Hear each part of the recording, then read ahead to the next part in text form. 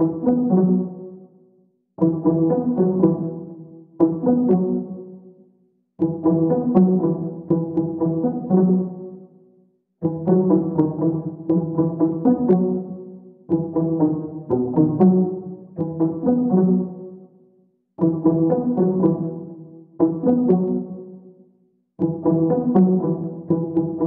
daholo androany isika dia ndao indray raha ho resahana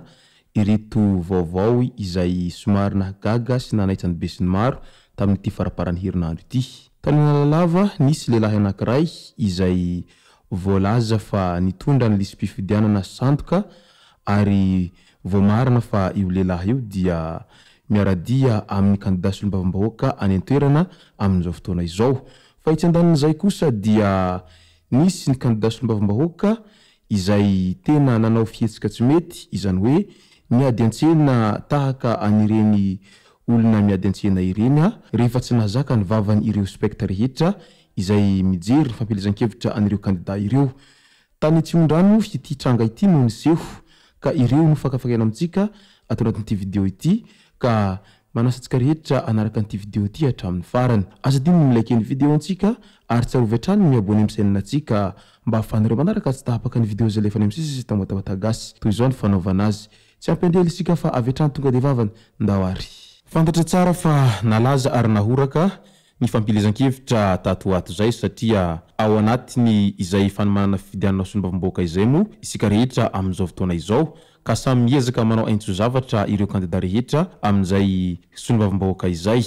ary samy manao izay ezaka rehetra hampalany azy izy ireo ary eo ihany koa ny fampilezan-kevitra izay mirefidrefitra sy ny resadresaka izay tafa atao amin'ny vahoaka manerana any distrikta rehetra izay misy anireo candidat izay mirotsaka ho fidiana solombavam-bahoaka izay. Ao anatin'izay hatrany dia maro ireo resaka mandeha ary maro ihany koa ireo lonilony sy ny savorivory izay misy eny amin'ny fiarahamonina eny tranga izay tsy miala mihitsy moa izany rehefa ao anatin'ny fampilezan-kevitra tahaka an'izao satria samy miezaka manadihady ny rehetra ary samy milaza ny fahitana ny zava-misy sy ny mitranga eny amin'ny fiarahamonina avokoa. Ao anatin'izay savorivory izay hatrany moa dia nisy ny trangany zavatra izay niseho tany Analalava tamin'ity faraparany herinandro ity. Tao amin'ny commune rurale Bejofo Analalava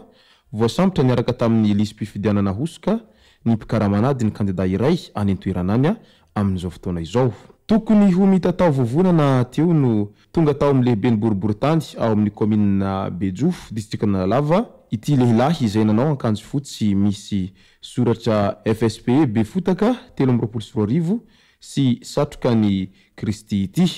niaraka tamin'ny lisam-pifidianana hosoka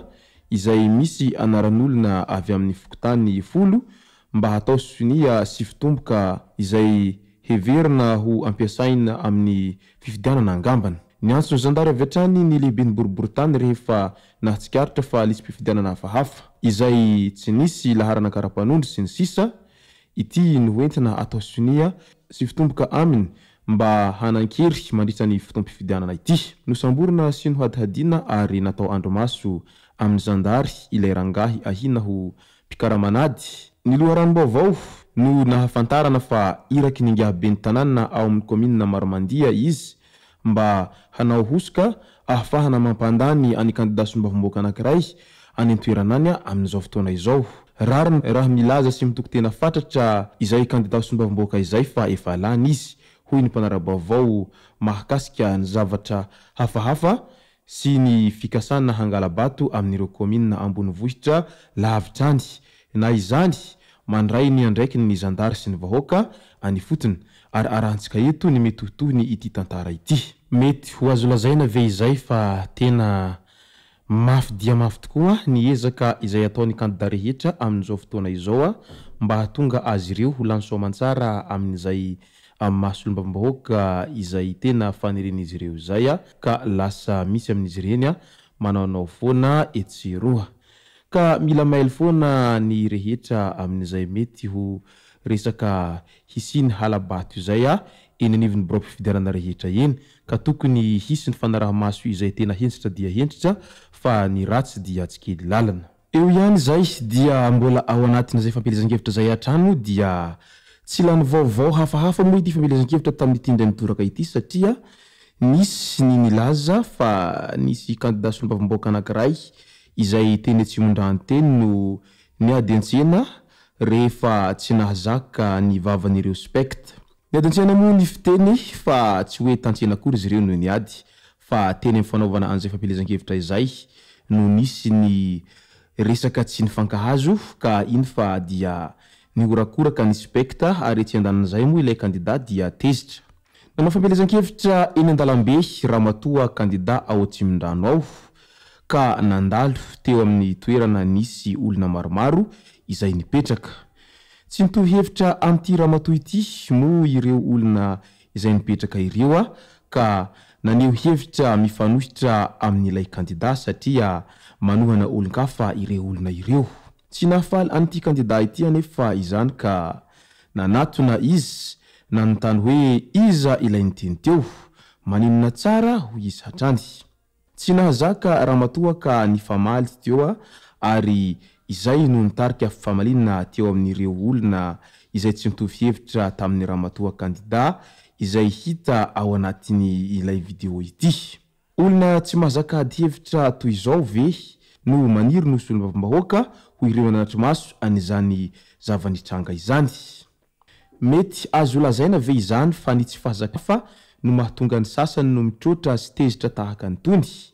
Nefa raha olona tena demokraty izany dia tokony hahazaka ny tsikera ary tokony hahazaka ny fanohan-kevitra ny hafa satria izay moa ny atao hoe la liberté d'expression ka tokony hajaina izay demokrasia izay satria tsy tokony ho tapenam-bava ireo rehetra hiteny ary tsy voatery hitovy hevitra aminao akory ireo olona rehetra izay eny amin'ny fokotany rehetra eny sy ny eny amin'ny distrikta rehetra misy anao eny. Fa ny olona tsirairay dia natao samy amin'ny lohany ary samy manana ny heviny sy ny fomba fijeriny ka tsy voatery hitovy ny fomba fijerinao akory ny olona rehetra eny amin'ny fiarahamonina eny.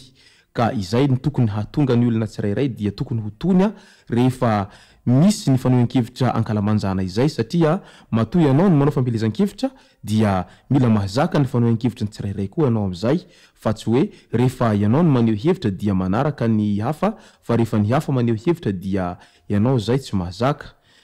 Mila mahazaka ary mila manaja ny demokrasia izay ny tsirairay. Tao anatin'ny fampielezan-kevitra moa izay dia efa izay ny zava-misy ka mila efa miomana sahady ihany koa eo amin'ny mety ho valin'ny fifidianana satria mety tsy ho arakaraka izay neritreretinao no ho valin'ny fifidianana izay misy eo. Indraindray ny candidat anankiray izay no heverinao fa tena ho lany ary ny candidat ihany koa tena manantena azy fa ho lany hinanjo anefa ny rehefa mivoaka ny valim-pifidianana dia tsy lany akory ny candidat iny satria ny vahoaka tsirairay dia samy manana ny safidiny. Mety ho maro ny vahoaka izay tonga manotrina ny fampielezan-kevitra izay ataon'ireo candidat satria mba tia hijery ny ambiansy sy ny maro hafa izy ireo fa nefa kosa tsy voatery ireo vahoaka rehetra izay nandeha nijery ny fampielezan-kevitra akory dia ndeha hifidy aniny candidat izay natron'izy ireo iny ka izay ny mety hahadiso ny tombatombany tsirairay amin'izay mety ho vokatry ny valim-pifidianana izay amin'ity taona ity.